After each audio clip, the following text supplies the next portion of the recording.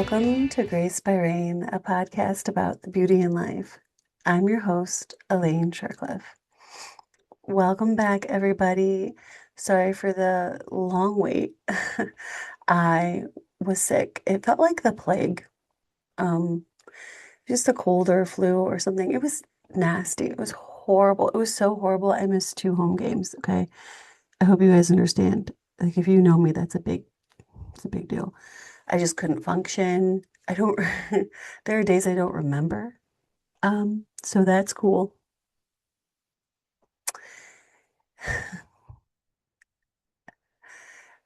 So that is why that this was delayed and my voice hasn't 100% recovered. So I didn't really want to add to that mix as well. It's Monday morning, so you know what that means. It is another edition of The Beauty of the Grand Rapids Griffins. For those of you who are new here, I talk about the Griffins once a week on this podcast when I'm not sick.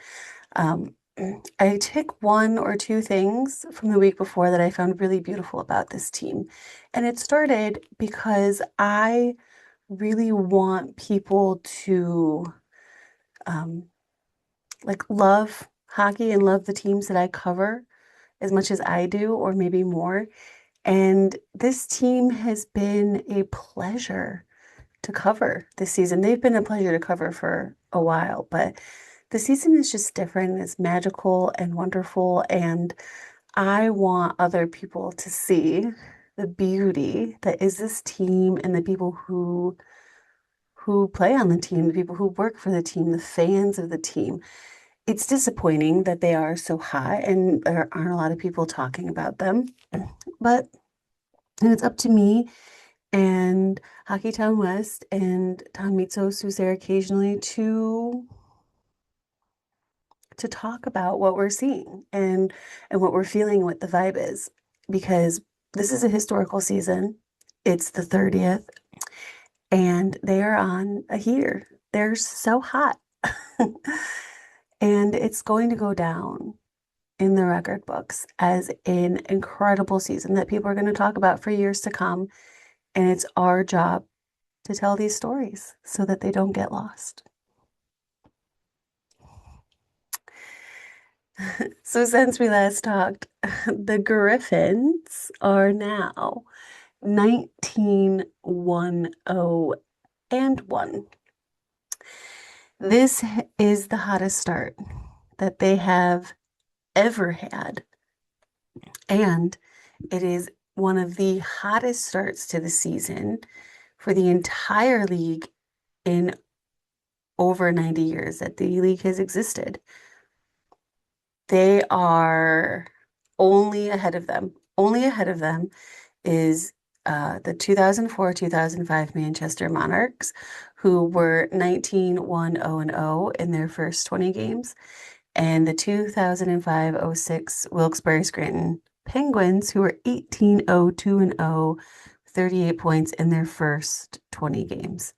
However, their 18 wins in the first 20 games is tied for second most ever.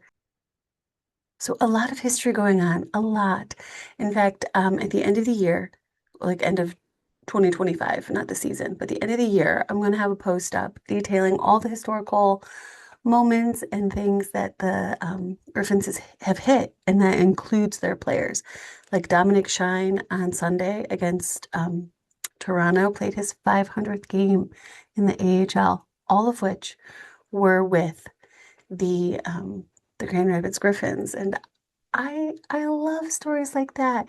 It is so rare that you can stay with a team for so long, even in the minor leagues.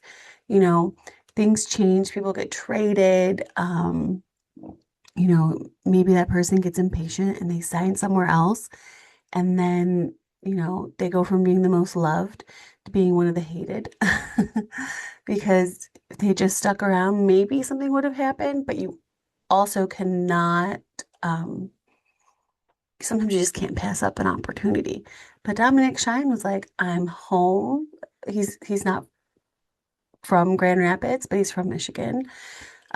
He's home, he's here, and he loves playing here. And it's great to see a guy that loves to be here, who is the Griffins, still be here 500 games later.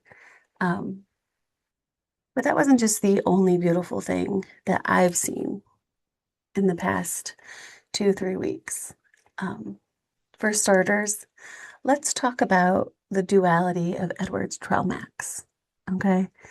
Um, first of all, I love covering this guy. He's very fun to watch, but just the way he is in the locker room is so great. As you know, I came from Cleveland, and I clearly have a soft spot for Latvians because my little buddy, who unfortunately is no longer with us, but my little buddy was Latvian for the many years I was with the Monsters that he was there as well. There's just something about their personalities. They have fun, but they also hold themselves accountable, at least the ones that I know. And it makes covering the team more fun, right? Um, so at the beginning of the season, Griffins are playing really well. And I mean, it's not about the record, it's just about how they're playing. They're playing really well. Their fundamentals are pretty strong. Obviously, things they need to move on. Edwards is just having a blast in these post games. I asked him once about what happened in between periods, and he mentioned that it could be the Gatorades. Um, I didn't have a question to ask him because he answered them within his answers to the guys from Hockeytown West. And before that, I had asked in a very weird way, I had asked Michael Brenzeg Nygaard, what was he thinking when he was shooting the puck? Because it was so strong. It's been really strong. It's been a little scary. Okay. Like there's some rage behind that shot. And Edwards just decided to go ahead and be like, well, when I shoot the puck, I think about pancakes and blueberry muffins. Like, this is what we deal with in post game. Okay. I am 1,000% here for it because he also gives really good answers about what he's seeing. And that's the other side of him as well, is he'll laugh, right? And then he'll take a moment and flip into this incredible like analysis of what the game was like. He will explain like where they broke down, where he broke down, how the plays were moving. I mean, I could probably sit there and pick his brain about a game for hours because he will break it down. He will show where they did well, if they were slow. He will tell you what he saw with his eyes and how he felt. I've been covering the AHL for 10 seasons, okay? People don't do that. They do not do that. I covered women's hockey for a little bit too. A lot of them don't go deep. And you can see he has that ability because he just does it off the cuff. But if you were to sit with him, I bet that we could get a lot out of him. And I enjoy that because, like I said, my little buddy back from Cleveland, he also would be hilarious. And then go right in to explaining what's going on. I remember standing next to him at games like in Toronto, where the goalie has to sit away from everyone, and he would explain the breakdown. I have to do this because the defense is doing this. I bet it's the same with Edwards because he alludes to it already in postgame. And As funny as he is, as unserious as he might seem, when the team is not doing well, and like I said, I don't mean record, I mean actual style of play, he will say, we just hold ourselves to a higher standard. We didn't play well. It didn't look good. We're not like, essentially, he says, like, we're not happy with it. And um, for him to just go out and say that, you know, a lot of guys will be like, yeah, yeah, we're winning. We're like 16-1, 0-1, or woo, we're 19-1, 0-1, and this is amazing. We're the best. We're a good team. They are a good team, but they think they can be better. And guys like Eduards Tralmaks thinks that they can be better and wants to be better. And I love that. I love that for this team. I love that for him. They're having fun, but they understand this is still business. This is still a game. This is still their job to win the games. And they know how to do both quite well. But you see it a lot with Tralmax because he does have a lot of fun and he is quite hilarious. But there is still that serious business side to him. And I think even though he's younger, I think a lot of people playing the sport could learn from how he is acting during this 19-1-0-1 record. He's having fun, but he also gets that this is serious and this is our lives and we have a goal and we haven't reached that goal yet. So to me, that's very beautiful to be able to cover somebody who is so well-rounded, that duality that people might just see like, oh, he's so funny. Oh, you know, he has so much fun. Yeah, yeah, he does. But he also strikes me as the type of guy who's probably looking at films afterwards, like, I messed up here, I messed up there, let's fix it. Ooh, that looked good. Yeah. He's not going to let the lows take him down. He's not going to let the highs take him down. He's very balanced. And it's very fun to watch and to cover. And during the second intermission to have you guys come out so hot in the third. I don't know, some Gatorades maybe. You know? I'm not really sure what they put in our Gatorades, but it was really, really good. No, it's we just woke up. I think the first period was kind of, you know, it was a bad period for us. Yeah, no, sorry, you answered all my questions within their questions. So Well, when I shoot, I usually think about pancakes and blueberry muffins, and it usually goes top shelf where yeah, where you keep them. where mom keeps the cookies. Yeah. Also in November, the Griffins hosted their 30th anniversary night and invited back the three players, they called them legends, who have their numbers retired already. And that is Michel Picard, Jeff Hoggan, and Travis Richards.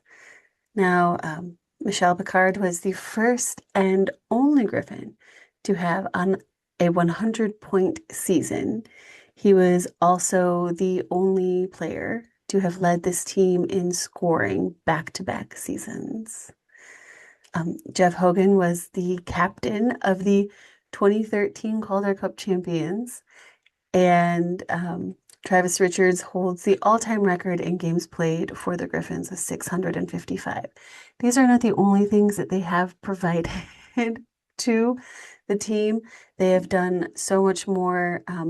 I know that Richards holds like the biggest plus minus rating on the team history, and I don't really see that going away. It was pretty high for one season. It was really high. Defensemen dream of this number. I cannot remember it offhand, but it was big. And Brandon Cook of Hockeytown West and we got to speak to them before the game and interview them. Brandon's already put out one of the interviews. All of mine are on YouTube, but I do have articles to write about them. So you can either wait until the article is done or you can watch the YouTube video. But I thought it was just so beautiful, first of all, to be able to interview them, to have that access where it wasn't just the team wanting to do all the media with them, getting a chance to talk to these legends and then being so open about talking to us.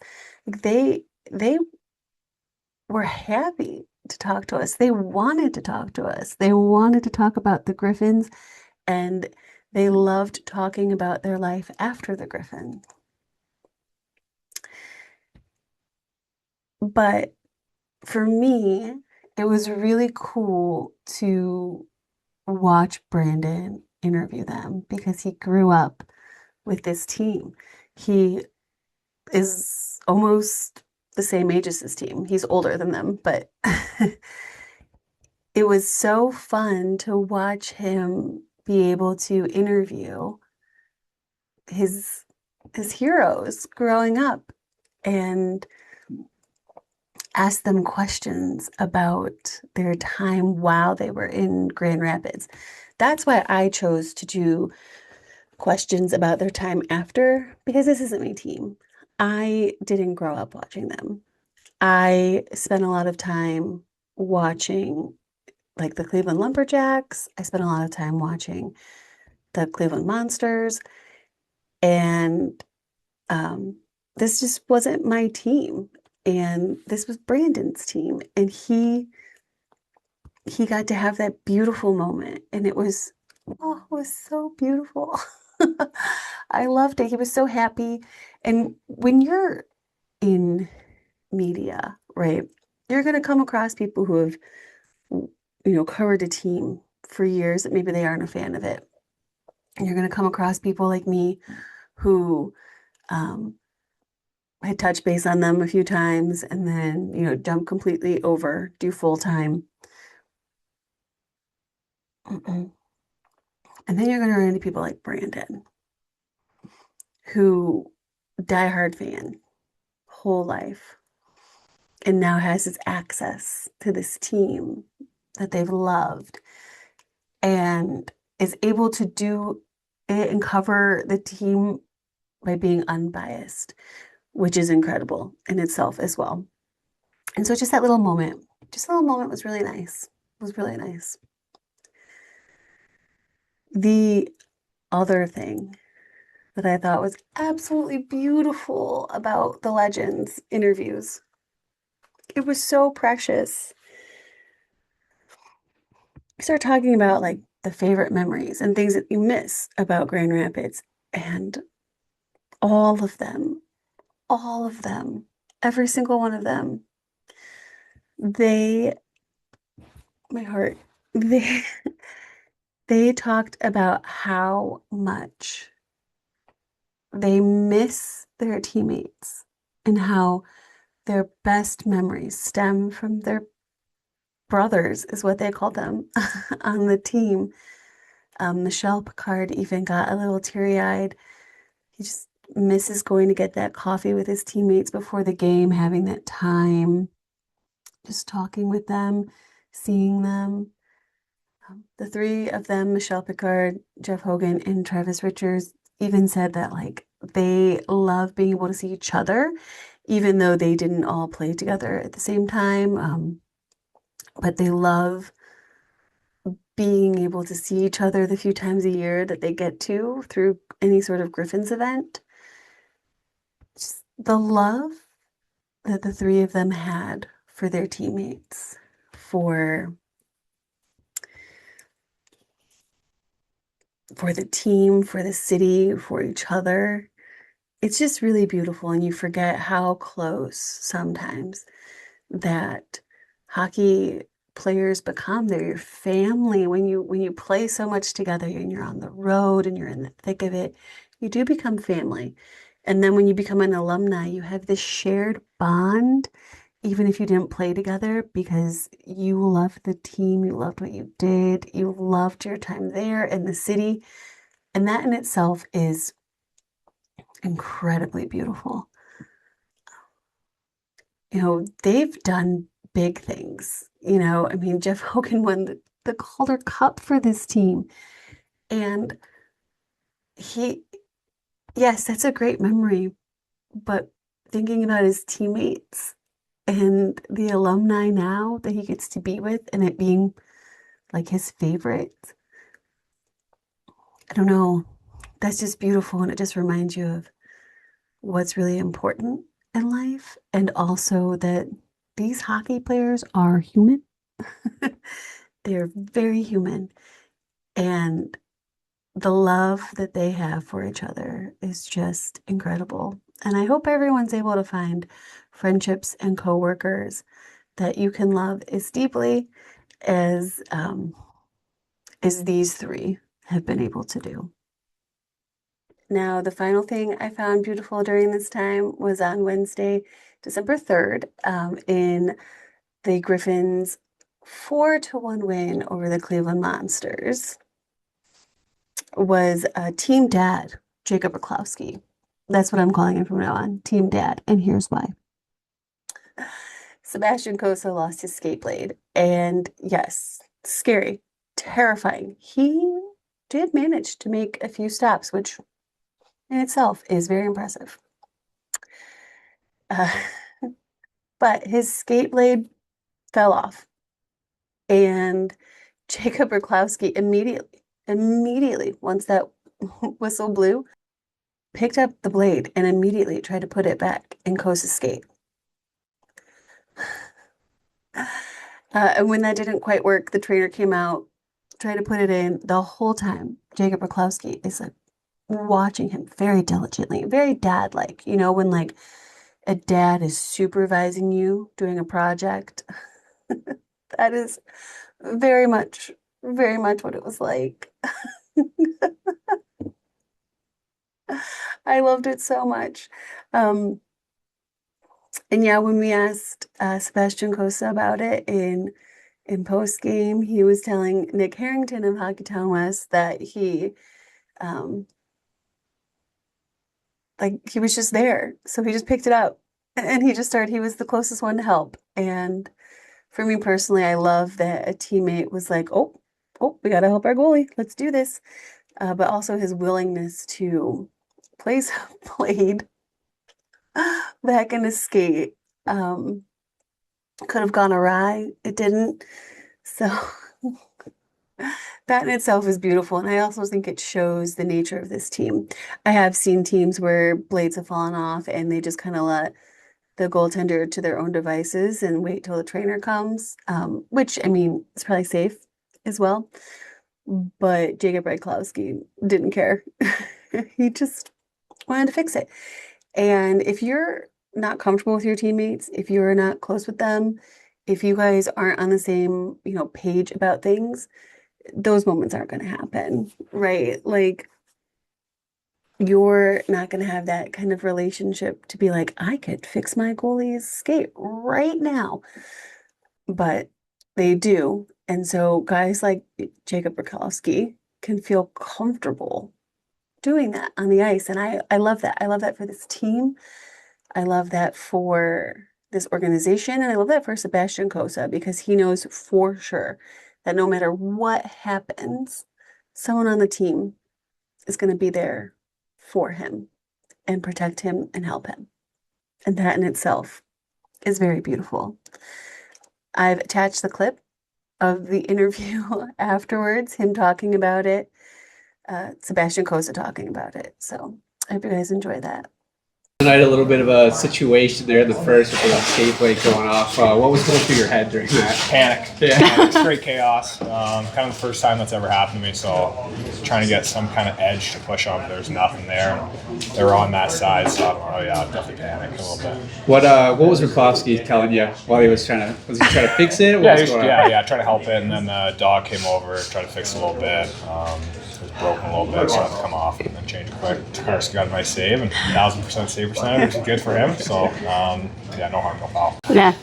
So is Rychlovsky like the team dad then? No. I mean, he was on the ice. He was close to me. He tried to help me out, and I appreciate it. All right, everyone. Thank you so much for joining me. Now, speaking of beauty moments, though, before we go, I do want to say that the Hockeytown West podcast has a beautiful story in their episode titled, like the Grand Rapids Griffins show that they're resilient episode. I will link it in the show notes. That they talk about, Brandon Cook talks about Austin Watson and something that happened with a fan in the locker room, a nice little moment. So I hope you guys hop over there as well and take a listen to it. It was a few, like 2, 3 weeks back. It was during the Charlotte series. So I think you should go check that out. It was a very beautiful story. Just really highlights what hockey's all about. Okay. Now, now next time we talk, will the Griffins be 21-0-1, 21-1-0-1? Anything like that? I hope so. I hope so. I really hope this just keeps rolling. It's been so much fun. So, but if not, it's okay because this team knows what they can do to fix it. And this team is having fun. And like I said earlier, they have guys like Tralmaks who are being serious and taking things seriously. So, all right, everyone, I hope that you have the most beautiful day. And remember to be kind and love always.